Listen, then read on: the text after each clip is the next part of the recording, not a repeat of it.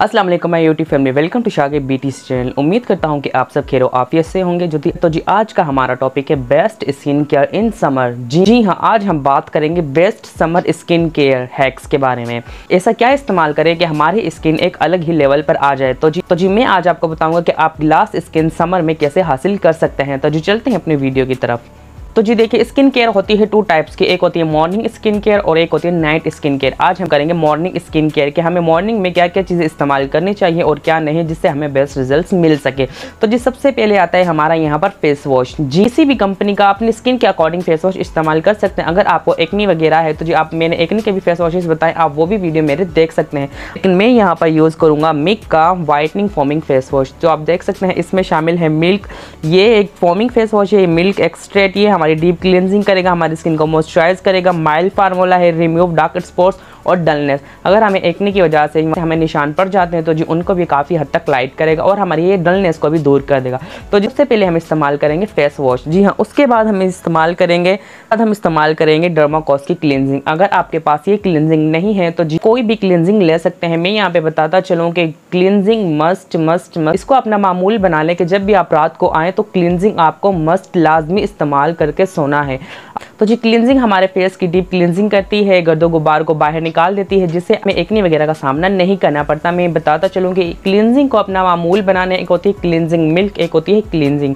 तो जी जो cleanser milk होता है वो आप विंटर में इस्तेमाल कर सकते हैं, लेकिन जो क्लींजर होती है वो आप समर में इस्तेमाल कर सकते हैं। तो जी उसके बाद हमारा मेन पॉइंट आता है यहाँ पर टोनर। जी हाँ, आपने फेस वॉश भी कर लिया, क्लींजिंग भी कर ली, अब आपके मसाम वगैरह ओपन हो गए, उनको बंद करने के लिए हम यहाँ पर इस्तेमाल करेंगे टोनर। आप टोनर भी किसी कंपनी का भी ले सकते हैं। अगर आपके पास टोनर अवेलेबल नहीं है तो जी आप खालिस रोज़ वाटर भी अपने फेस पर स्प्रे कर सकते हैं।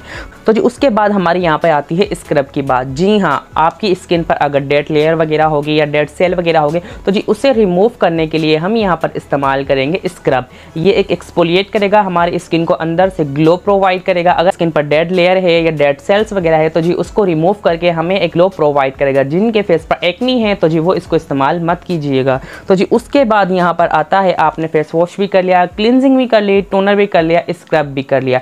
अब आती है क्रीम के बारे में कि हम क्रीम कौन सी अप्लाई कर सकते हैं। तो जी मैं यहाँ पे बताता चलूँ, आप फेयर मेंस भी अप्लाई कर सकते हैं। अगर फेयर मेंस नहीं तो आप ब्राइडो भी अप्लाई कर सकते हैं। अब जो आप इस्तेमाल करते हैं मॉर्निंग टाइम, नाइट क्रीम नहीं, मॉर्निंग टाइम आप वो भी इस्तेमाल कर सकते हैं। लेकिन मैं यहाँ पे बताता चलो, अगर आप बाहर जा रहे हैं, आपका दौरानिया बाहर बहुत ज़्यादा है तो जी आप यहाँ पर इस्तेमाल करेंगे रिवाज यूके का सन ब्लॉक। जी हाँ, तो ये हमारी स्किन को प्रोटेक्ट करेगा और हमारी स्किन को डल होने से बचाएगा। UVA और UVAB, जो UVA होती है वो एजिंग साइन होती है और जो UVAB होती है वो होती है बर्निंग साइन। जी आप सन ब्लॉक वगैरह इस्तेमाल करेंगे तो जी मैं ये बताता चलूँ कि आपको किसी भी ऐसी चीज़ का सामना नहीं करना पड़ेगा, आपका फेस बिल्कुल प्रोटेक्ट हो जाएगा वो धूप से। तो जी उसके बाद हमारी बातें आती हैं जिनके पास ये चीज़ें अवेलेबल नहीं तो जी वो क्या इस्तेमाल कर सकते हैं।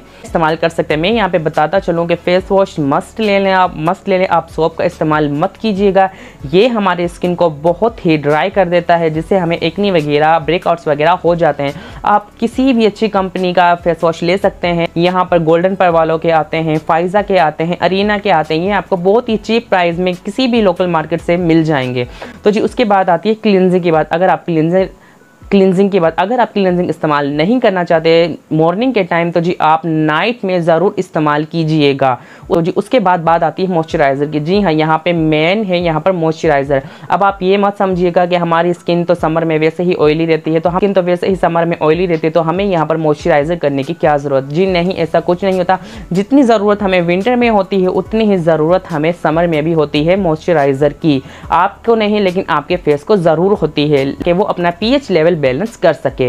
तो जी अगर आप लोगों के पास मॉइस्चराइज़र नहीं है तो जी आप खालिस एलोवेरा भी लगा सकते हैं। तो ये थी मेरी आज की वीडियो स्किन केयर के ऊपर। उम्मीद करता हूँ कि आपको ज़रूर पसंद आई होगी। अगर ऐसे ही तो प्लीज़ मेरे चैनल को सब्सक्राइब कीजिएगा, मेरी वीडियोज़ को लाइक कीजिएगा और जितना हो सके मुझे सपोर्ट करें। मुझे इस वक्त आपकी सपोर्ट सबसे ज़्यादा ज़रूरत है। तो जी मिलते हैं ऐसे ही किसी नेक्स्ट वीडियो में, तब तक के लिए अल्लाह हाफ़िज़। पाकिस्तान जिंदाबाद।